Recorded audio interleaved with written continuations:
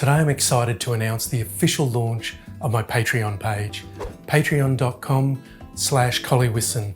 If you click on the link above, it'll take you to one of our 2 tiers. The supporter tier starts at $5 a month and includes our monthly Patreon exclusive podcast, Bold and Brash, where we go in depth on subjects we wouldn't cover on the YouTube channel, as well as read and respond to your comments. The other perk of this tier is access to our back catalogue of unlisted YouTube videos that we can no longer host on this channel. The artist tier is for those of you who'd love to watch more in-depth tutorials.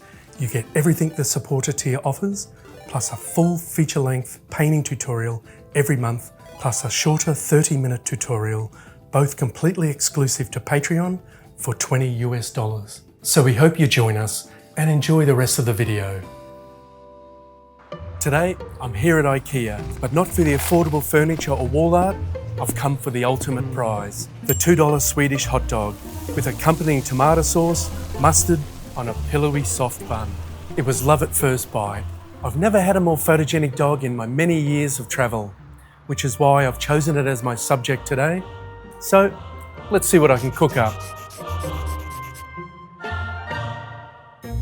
I have a few different ways that I like to begin the painting. In this one, I almost call it the dots and dashes. It's a little bit like the old-fashioned picture where they'd have a heap of dots and numbers, and you'd have to go from 1 to 2 to 3 to 4, and then eventually the image would appear.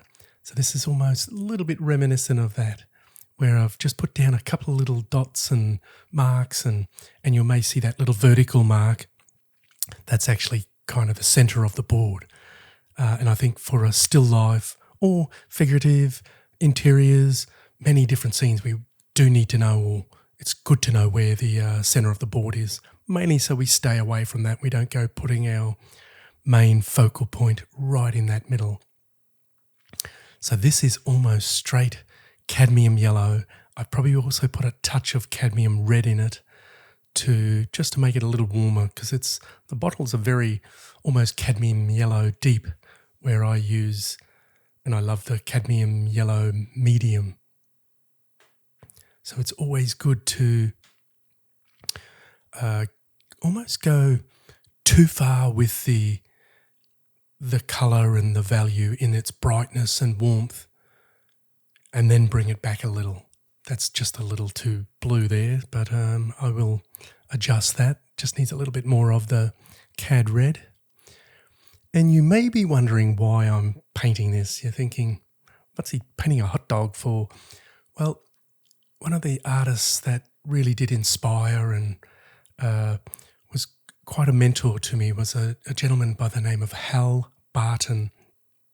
He passed away about 8 or 9 years ago now, but brilliant artist, lovely guy. We even had an exhibition together, a dual exhibition, and I would have actually loved to have been able to spend more time with him, but he lived nearly 2 hours drive away, so we weren't able to paint that much, but we would try and catch up on occasions. And his belief was, and I always love this, if you can paint a common house brick, you can paint anything. When you think it's just a rectangular, boxy shape, but it has everything. It has perspective, it has light, dark, warm, cold, it has edges, so it's breaking painting down to its simplest form. And I've always seen that as just the perfect guide for understanding that if you don't have the right techniques, it doesn't matter how simple or how difficult, we're not going to be able to get a good painting if we don't have the right technique, if we don't draw things up well and place objects, look at directional lines. And so that was a really great lesson that Hal imparted on me. And sometimes you only need a small little bit of advice and you can go a long way. And that, to a fact, is what we're aiming to do with the YouTube channel, but definitely the Patreon, where we will go more in depth. You'll be able to see more, I'll be able to explain more, and I'll also be giving you real world life So with the Patreon paintings, they're painted just the one-off. You're getting me working, thinking, so it's not something that I've rehearsed or painted before. So you'll be able to really delve into my thought process and how I approach things and how I approach the difficult areas, the tricky areas, the little mistakes, the faults, the flaws. So that's why I'm really excited with what we're aiming to create with this approach. Notice I'm using the big brush. I always find if my skill or confidence isn't at the right point to be able to use, or in the right position to be able to use this big brush, I know I'm going to be a little uncertain with my brush marks, and it's always a temptation to grab a smaller brush and fiddle with that a little. But I find when I'm making these marks, I can see the finished painting almost, even though it's in its rawest stage, because a lot of times it's just that one mark and then another mark. And so it's all in the early stages, the infancy of the painting. But it's so great to be able to get something that's accurate, and that's where my concentration, my thought process, my ability to be able to understand where and what I'm doing is so important. And that's why I always equate it a little bit to like driving a car at high speeds. Sometimes, especially say if you're on a racetrack, I did do a little bit of motocross riding, and boy, you have to be, or motocross racing as well. So you have to be fully engaged, split second, almost at a half second, every little mark that you're making. And that's an intensity that is hard to sustain. So there are periods where, say, the background and possibly even the napkin serviette that the hot dog is sitting on, that's an easier area where this is almost like we're gone from the highway where we can do our maximum speeds into a built-up area where we've got to look for pedestrians, cars entering, traffic lights, and so where we have to be more, and that's, say, more the hot dog. So I'm almost like I'm in the little town having to watch maybe kids running across or bicycles and scooters, and where when you're on the open highway, you still have to think, but we still have a little more free time. There's not as much going on if they're nice big straight open roads as well, especially if it's a dual lane highway. So I'm using the 1/2 inch Eclipse comber now, and I do love these brushes, but I would love, if I get the time, to actually have a chat to them to see if they can put a little bit more fibre in the brush, just so that it holds an edge a little better and will hold a little more paint. Maybe only, let's say 10-15% more fibre. But overall, I don't use the Master's Choice brushes anymore, because actually almost for the opposite, I feel they put a little too much paint. Except for their biggest one, I forget the name of it, size 12, I think. It's about 3/4 inch long and about, it's not 1/2 inch, it's a little bigger, sort of 5/8 wide, or 20 millimeters wide and 24-25 millimeters long. So this just gives me a little bit more performance, a little bit more control. And I think that's what I really love is to be able to blast big areas and really sort of put that paint on when I'm in, say, the background, and still have lovely feel and control.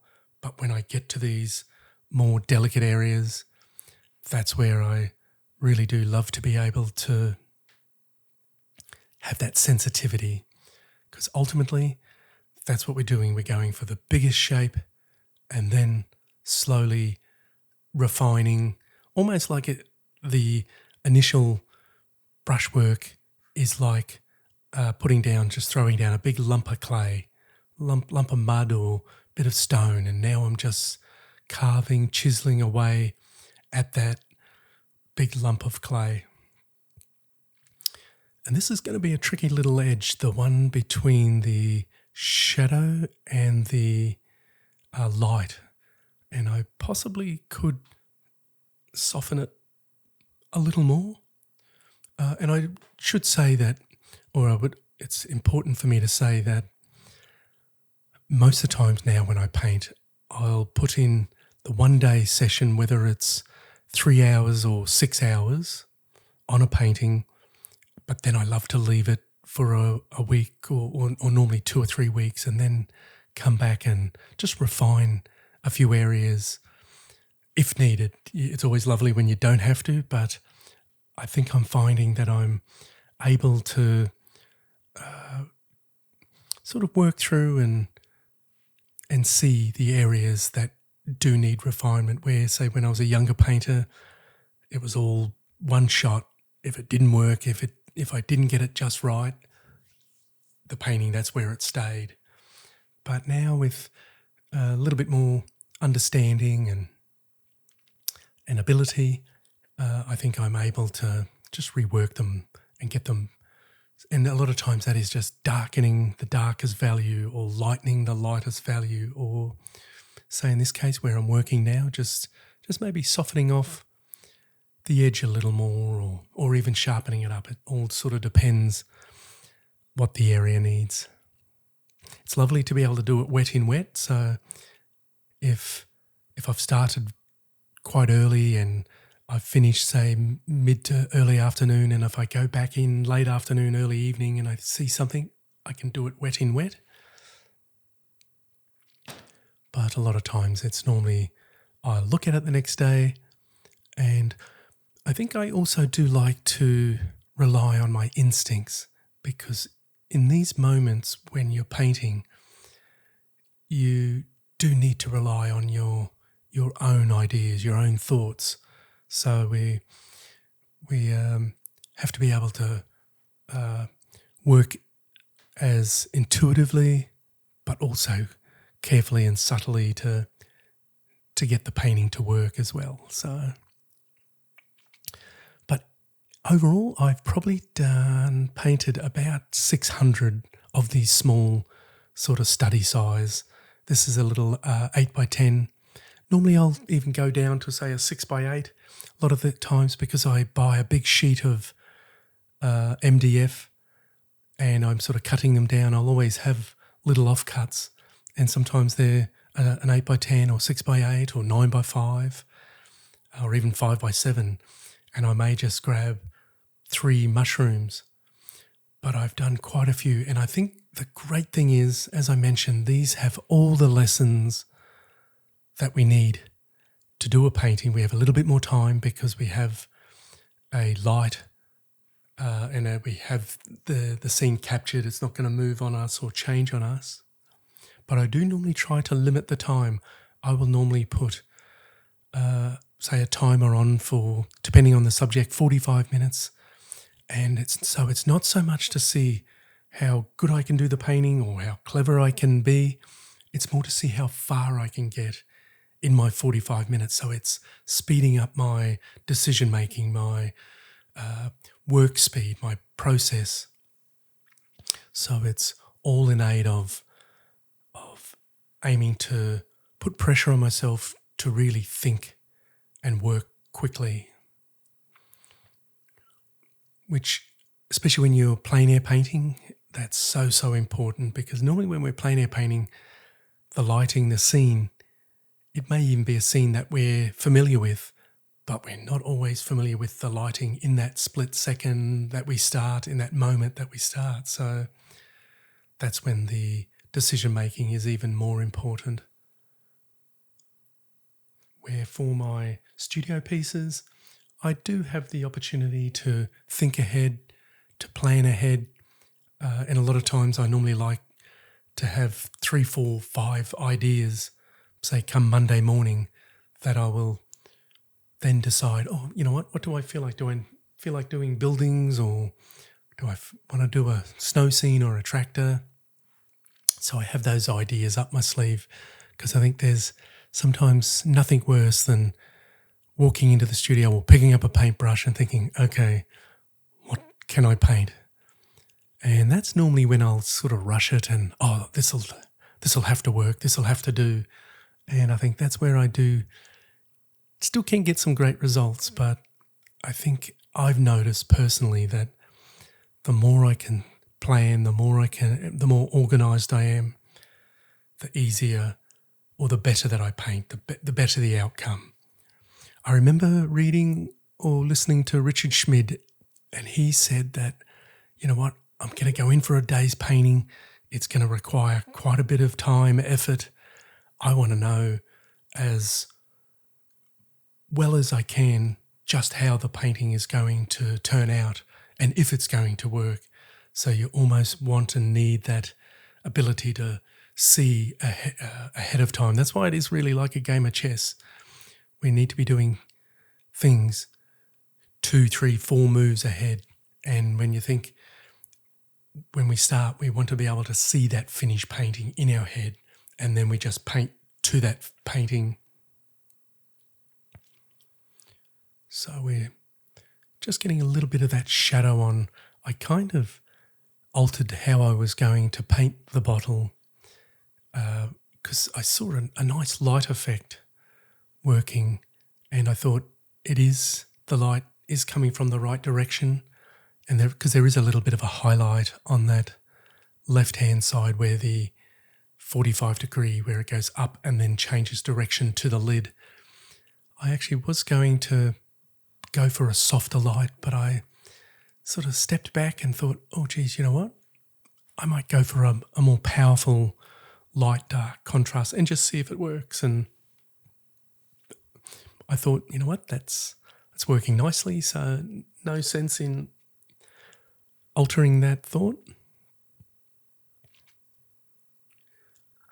And I do find bottles, things that are sort of rounded in that cylindric sort of form, to be quite tricky, because I'm probably more of a hard edge impressionist sort of painter, where and I think that's why I love sunlight and painting light effects, because I can generate and create the sort of visual interest with my hard edges. So I do find the softer edge object a little trickier, but that's always something I'll keep up my sleeve and keep working at, and so that's always good to have that vision to know, oh, you know what, I've still got a little bit of few areas that I can work on. And thankfully over the years they've become less and less and less dramatic or important as well, which is always nice. So I've gone down to that smaller brush. And that's a normal process, even though I am ultimately trying to keep the smaller brushes away for as long as possible. But this is actually one of the Master's Choice brushes. This, I believe, is the size 3, or as you can see, it's bigger than an eighth. It's about 5 millimeters wide, so it's about not really a quarter of an inch. But it's my sort of finishing off brush when I'm doing a cow, a tractor, a boat, because it has that similar brush mark and feel as the Eclipse combers or the bigger Master's Choice brushes. But as you can see, it's the long flat, so it allows me to put down marks that are very similar, but I have far better control. And there's quite a strong little shadow being cast there. So I'm trying to push that shadow as much as I can, but not make this edge, especially the shadow edge up against the hot dog, too strong. Or it may, because we have the actual where the mustard is, the yellow, light yellow, the edge of the red where the bun starts, and actually even where the top of the bun, and so we've got a lot of diagonal lines. That's why I was tempted to go a little more aerial as the photo is, but I thought it's just going to create another diagonal line, and I've kind of flattened it a fraction as well, as you can see. And that's something that because you never always can predict every little problem, concern, every little difficulty. So I've knocked that white in for the napkin, or serviette as we say. And now I'm just cutting in a few little lines, and this is more just to give a bit of contrast. And once again, that right hand one is going to mimic the direction of the hot dog. So we've got to watch that as well, so I don't make it too sharp, too strong. This is fairly wet in wet here. And I think I ended up spending 1 hour on this one. So that I felt was quite good going, because I was trying to do it as fluent and as brisk as possible, so it kept a real freshness to it. Because ultimately I see these as an exercise, and that in itself is a marvellous thought process, because really we should think of every painting as an exercise. It's just another bit of painting, another painting day on our way to painting our best paintings or our strongest work. Now I just have to watch that I don't get this right-hand side a little too high, because I've got to get it to line up with the other side, but I can easily bring that down. But the hot dog is working nicely. Still got to sort of bring in some of this background. And I was tempted to go with a little bit more of that greenish sort of in the background, but I thought, you know what, let's warm it up a little more. The bluey purple should work nicely. So it's really just a heap of French ultramarine blue, a little bit of alizarin, but the key is a little bit of yellow ochre. And I think it's that little bit of yellow ochre that'll help colour harmony-wise tie into the yellows as well. So that's always an important thing to do, to look at colour harmony as well. And that is the great beauty. I think sometimes I'll do like one of my, when my sons were younger, one of their little plush toys, sort of might have been Luigi or Super Mario, or they might have had a toy train, or in the end I was scavenging the house looking for anything and everything. And then I actually realised, you know what, painting fruit, you can cut an orange into quarters or halves, or so a pumpkin, you can cut that up, and then it provides actually quite a more dynamic subject. Actually, I came to learn, because say when you cut up a pumpkin, you have that nice flesh, and you'll get a bit of a sharp edge on where the cut is, and so these do help with our imagination quite a bit as well. So that's always helpful and important. Because in my early career, up to about 1993, I was using more imagination than accuracy to the subject, but that was mainly because I would paint along and then I'd get in trouble with the painting, the scene, so I'd have to sort of try and make it work, and they would say use artistic license, but it was more really a rescue remedy, to be brutally honest.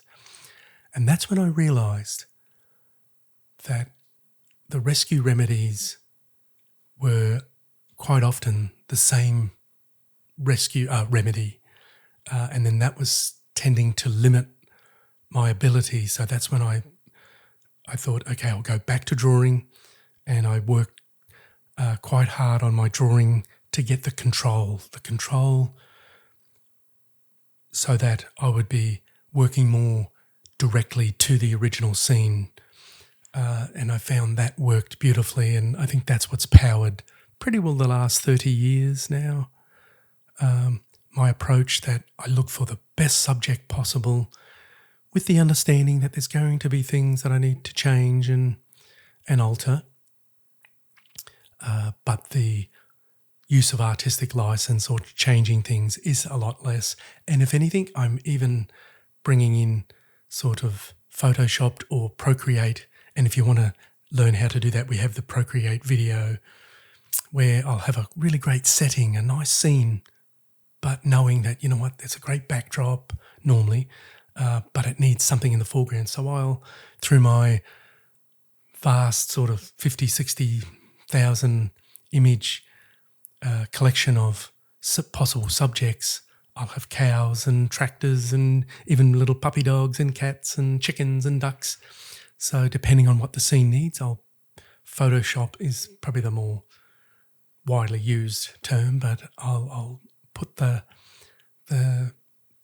tractor or the sometimes I might even have a scene and I'll put a silo in. It might have a nice grouping of buildings, but feel as though landscapes are always very horizontally strong. So a nice vertical in a landscape is marvellous. So I'll put a vertically tall silo in. So here goes a little bit of artistic license. And that first dot was a lovely mark, but it's just standing out, just a fraction too much. So I do need to watch that.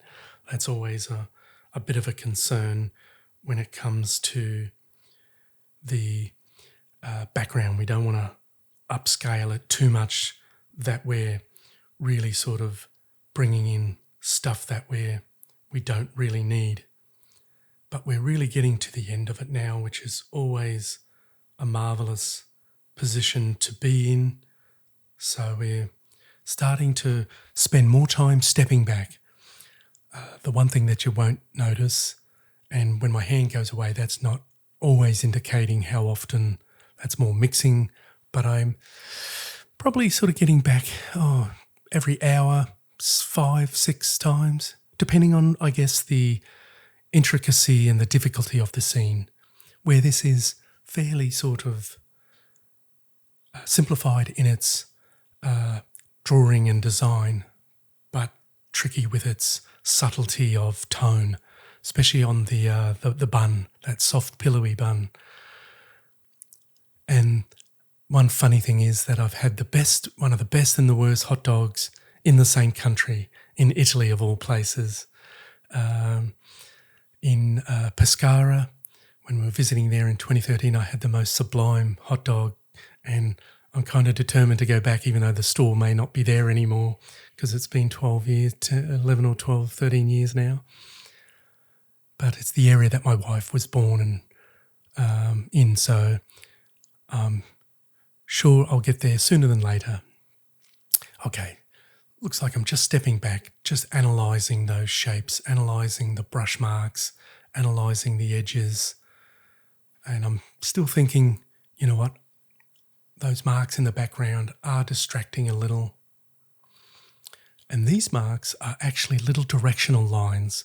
You can see how by just going that half a value darker, or this next one is just to get a little bit more depth into that shadow there. I didn't want it too hard-edged on that part that went a little further away. So we're just sculpting that paint. I do love to be able to see the physical paint on the board, but more in the foreground, more in the bottom third. And for me, that's the most important part of a painting normally is the bottom third,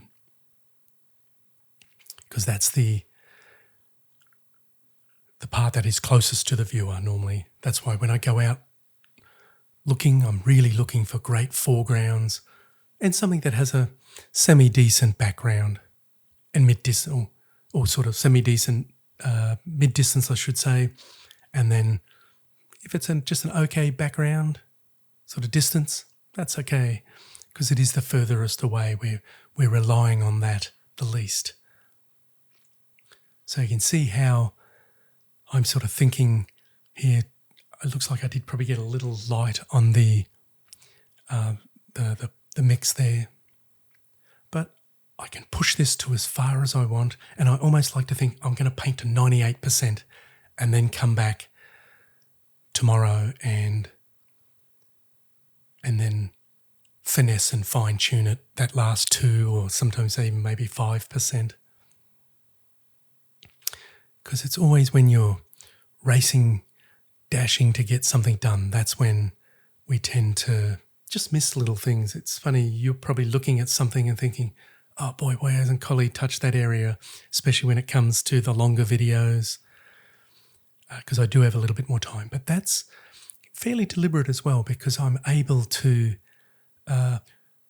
use tunnel vision and only sort of look and take into account the area that's required to be worked on in that moment. And it's when I step back, that's when I'll see the global picture.